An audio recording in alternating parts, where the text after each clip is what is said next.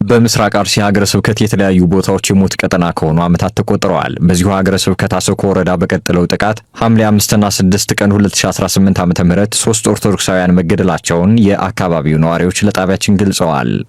ያው በቀን 6 ማለት ነው 11ኛ 2018 ባህሮ አሬ እና ፍተታ ትባላለች እንደዚህ ቦታው ማለት ነው።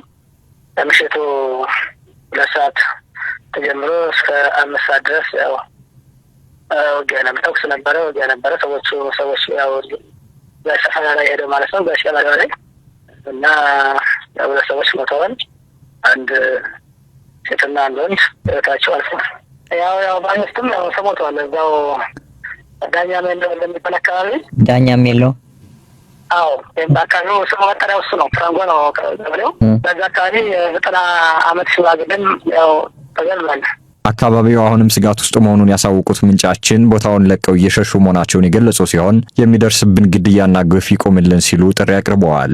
ያው መፍትሄ ሰጥተን አሁን ችግር አይመጣም። ሰው በቃ እኛ አሁን የሰው ሞት ዕቃ ነው፣ ሰው አይገደልብን ነው፣ ሰው ግድያ ይቆምልን ነው የምንለው። የኔ ማለት እንደምታዩት ነው።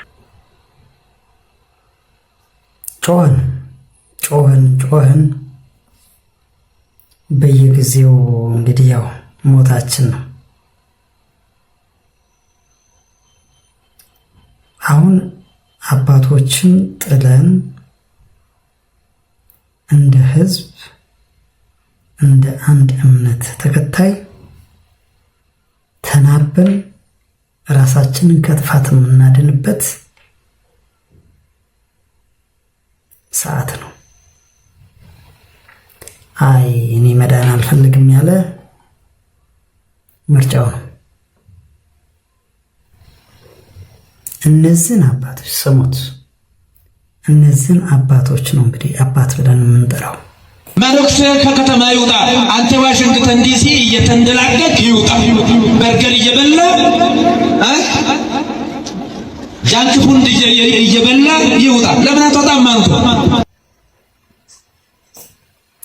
እኔ እዚህ ጋር አንድ ነገር ብቻ ልናገር። እኚህ አባት ለእኔ አባት አይደሉም። ባይዘው ለእኔ ብዙ አባት ያልሆኑ ብዙ ሰዎች አሉ ውስጥ ቆብ እንደዚህ ያጠለቁ፣ ግን አባት ብዬ ማልቀበላቸው መብቴ ነው። ምክንያቱም አባት እንኳን የነፍስ አባት የስጋ አባት ራሱ ምን ማድረግ እንዳለበት ያውቃል። እነዚህ ግን እኔ ምን ማድረግ እንዳለባቸው የማያውቁ ለሆዳቸው ያደሩ አባቴ ነው ብዬ አልቀበልም። ስለዚህ መናገር የምፈልገው ምን እንደሆነ ታውቃላችሁ? እዚህ ጋር ቁጭ ብለው አባት የሚከተለው በጉ ምዕመኑ በጣም ያሳዝነኛል። በጣም የሚያሳዝነኝ ታቦት ቆሞ ወጥቶ እዛ ጋ ህዝብ አለ ሀ ብሎ ይከታተላቸዋል። እሱ ነው በጣም የሚያበሳጨው። ህዝቡ ምን ማድረግ ነበረበት?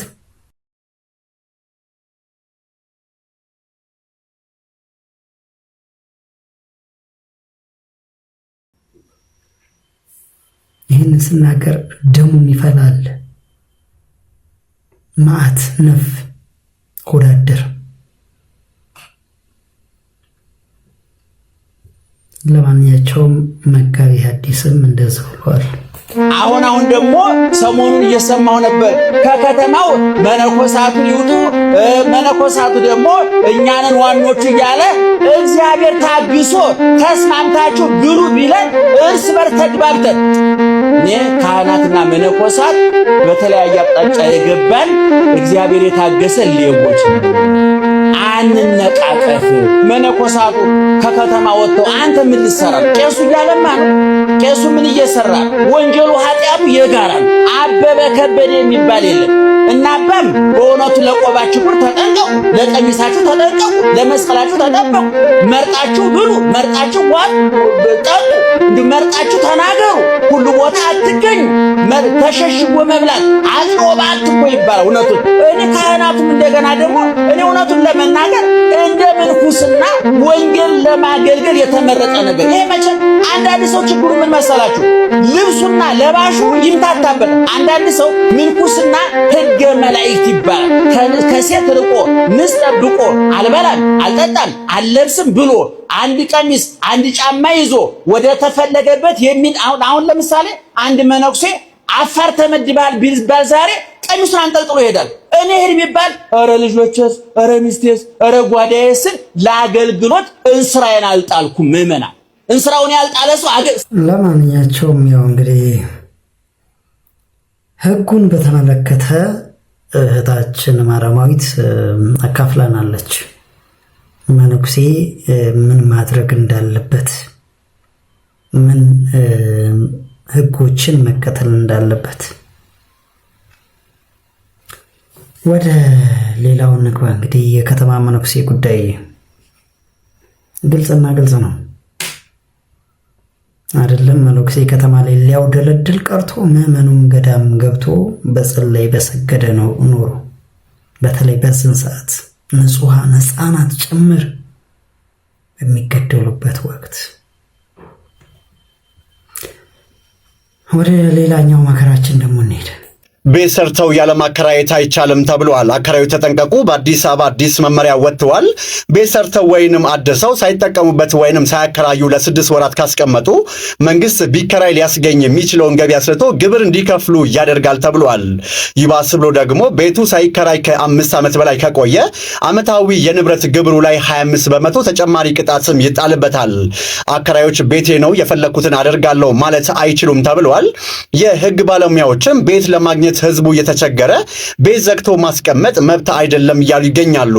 ቤታችሁን ዘግታችሁ ያስቀመጣችሁ አከራዮች ምን ታስባላችሁ?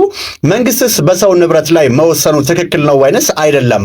ሐሳባችሁን በኮሜንት ላይ አስቀምጡልኝ። አዲስ ከሆናችሁ ደግሞ ፎሎ ማድረግ እንዳይዘነጋ። ብዙ እንባ እየፈሰሰ ነው። በተለይ ተከራዮች በአሁኑ ሰዓት እየደረሰባቸው ያለው መከራ የሚታወቅ ነው። ግን ለዚህ ሁሉ መነሻ ከባድ ነው። ብቻ ግን እንደዚህ አይነት ነገሮች በጣም ከባድ ናቸው። መንግስት በጣም የህዝቡን ታች ወርዶ እኮ የህዝቡን የልብ ትርታ ማዳመጥ አለበት። ምን ላይ እንዳለ ምን መኖር እየሆነ እንዳለ። አዲስ አበባ ሲኦል ሆናለች በአሁኑ ሰዓት። ህዝብ መኖር የሚችልበት ሁኔታ አይደለም ያለው። ይሄ እምባ ጎርፍ አይሆንም ወይ ነው? አከራይ ህይወታችሁ ወደ ላይም ወደ ታችም ከፍ አይበል፣ መሀል ላይ ተንጠልጠላችሁ ቅሩ። እንደዚህ አይነት አከራዮች አሁን ደግሞ መንግስት እንትን አወጣ፣ ቤቴ ልኖርበት ነውና ልቀቁ ማለት ፋሽን አረጋች። በዚህ ላይ ደግሞ ከውጭ የሚመጣ ዘመድ አበዛዙ። የዘመድማ ከውጭ ቢኖራችሁ እኮ ማለት ነው ለማኝ አትሆኑም ነበር። የሰው ህይወት ላይ ቁማር አትጫወቱም ነበር። አሁን ልኑርበት ነው ብላችሁ ሌላ ሰው አታስገቡም ነበር። አንድ ሰው ነው አውጣ ስትሉት ብዙ ነገር ማአት ነው የዛ ቤት ላይ የምታመጡትና ያ ማአት እግዚአብሔር ቤታችሁ ያስገባ። የነዛን ጭንቀት እግዚአብሔር ቤታችሁ እጥፍ አድርጎ ያስገባላችሁ።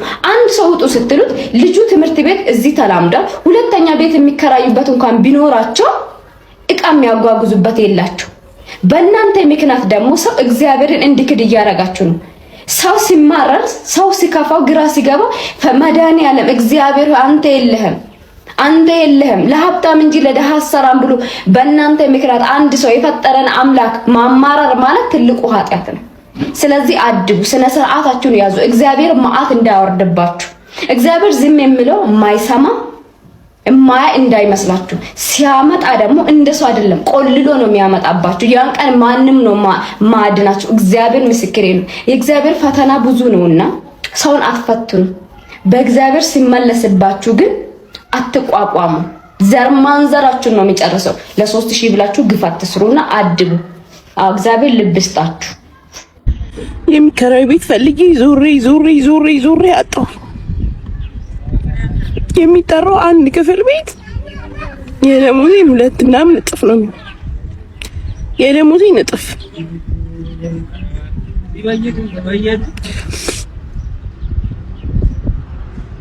ከተማ እንኳን አይደለሁም ማለት ከተማ እንኳን አይደለሁም ጫፍ ነኝ።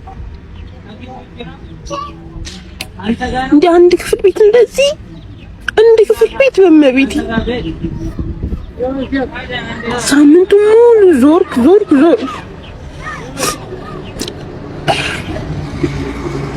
የምር በጣም ነው የደከመኝ። በጣም እንደምን ያለቅም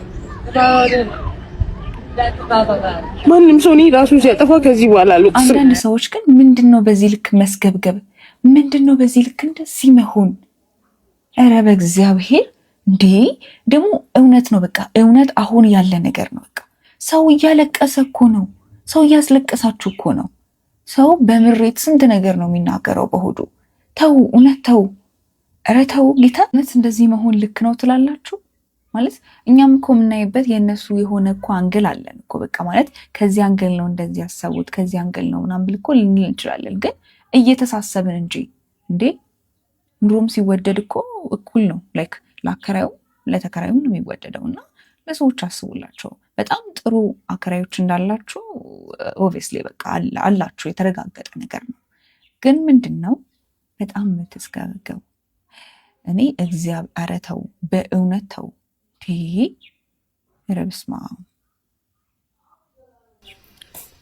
እኔ እንግዲህ እንዳልኩት ነው። መነሻው ምንም እንኳን የመንግስት መመሪያ ቢሆንም ግን ደግሞ እኛ ህዝቦች እንደ ህዝብ አከራይም ተከራይም በዚች ሀገር ላይ አንዱ የአንዱን እንባ ሳያፈስ በሰላም መኖር እንችላለን።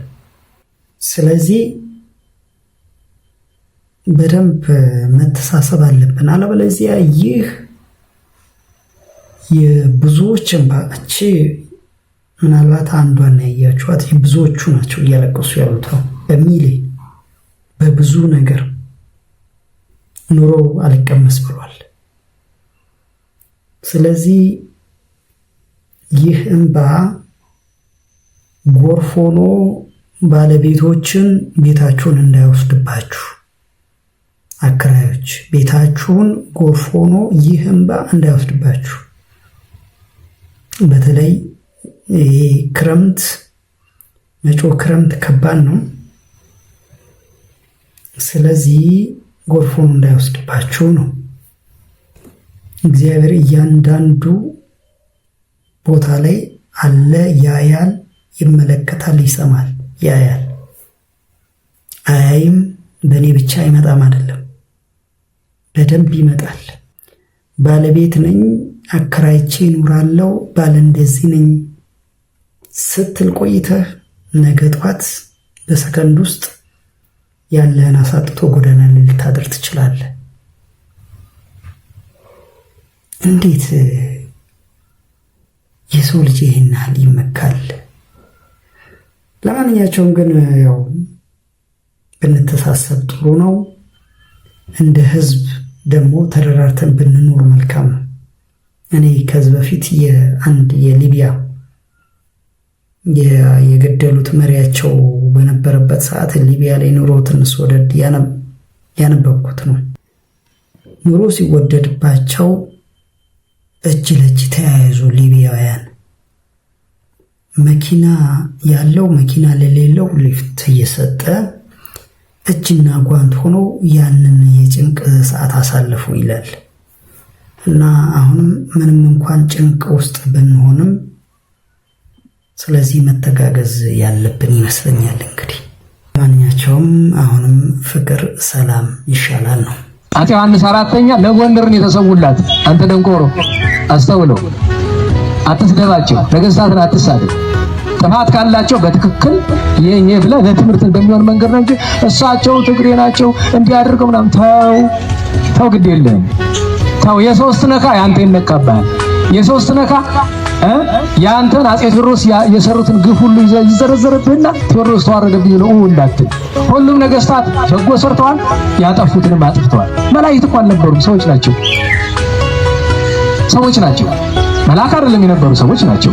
የበለጠ ቅድስና ያላቸው እንደ አዲያም ሰገድ እያሱ ያሉ ግን ይደነቃሉ። እና አፄ ዮሐንስ አራተኛ ለማየት ፈልገው ያው ተግሳጽ ደረሰባቸው፣ ሳያዩ ተመለሱ። በጣም የሚገርመው ግን እነዛ አፄዎች ካለፉ ስንት ዓመታት ተቆጥሮም እንደው የሰሩት ስራ ያባላን ጀመረኝ። እኛ ምን አይነት አዚም ነው ወደ እነሱ ዘመን እነሱ እንደዛ አድርገዋል እንዲህ ያድርገዋል እያል እንባላለን። አሁን በቃ አልፈዋል እኮ ስለምን ስለነሱ ትተን ለምን የኛ አዲስ ኑሮ አንኖርም? የኛን ዘመን ለምን አንኖርም?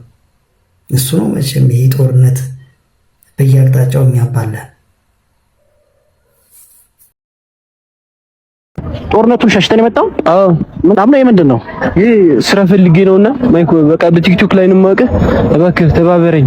ከትግራይ ነው የመጣው? አዎ ቤተሰቦች ከትግራይ ነው የመጣው፣ ስራ ይፈልጋል። በጦርነቱ ምክንያት ነው የመጡትና በጣም አስቸጋሪ ወቅት ነው ያሉት። በጦርነት ተሰደው ነው የመጡት። ከትግራይ ነው የመጣው? አዎ ከትግራይ ነው የመጣሁት። ምንድነው ለስራ ፍላጎት ስላለኝ በቃ ተባበሩኝ ለማለት ነው የወጣሁት ዛሬ። ከቻልክ ስራ ግኝ። እሺ ቤተሰቦቻችን ከትግራይ በጣም በርካታ እህት ወንድሞቻችን ጦርነቱን ሸሽተው እየመጡ ነው። ወንድማችን አንዱ ነው። እናት አባት የለውም፣ ቤተሰብ የለውም። ስልክ ቁጥሩን እዚህ ጋር አስቀምጧል። ሁላችሁም የቻላችሁትን ስራ፣ ብር አይፈልግም። ኧረ ብር አያስፈልግም። ብር ሳይሆን ስራ ነው የሚፈልገው። እስቲ ስራ ያላችሁ ሰዎች በዚህ ስልክ ቁጥር እየደወላችሁ አለን በርካ በሉት። የትግራይ ተወላጆች በውጭ ሀገርም በአዲስ አበባ የምትገኙ ዲያስፖሮች አላችሁ፣ ኢትዮጵያን አላችሁና እንድታግዙት በእግዚአብሔር ስም ጠይቃለሁ። እንግዲህ የጦርነት ትሩፋቱ ይህ ነው። ወጣት በሀገሩ ሰርቶ ጥሮ ግሮ እንዳይኖርበት ያደርጋል። አውዳሚ ነው ጦርነት። እንግዲህ ትግራይ ምናልባት ከነበረባት በእነዚህ ወጣቶች ነበሩ ሰርተው ሀገራቸው ላይ ታታሪ ወጣቶች እንዴ በጦርነት አንዴ ሀገሪቱን በመልቀቅ እንግዲህ ይወጡ ነው። ዞሮ ዞሮ እንግዲህ ያው ይህ ሲባል ብዙ የማይመቸው ሊኖር ይችላል። ግን እነዚህ ወጣቶች ገና በለጋ እድሜያቸው እየተሰቃዩ ነው። ያሳዝናል።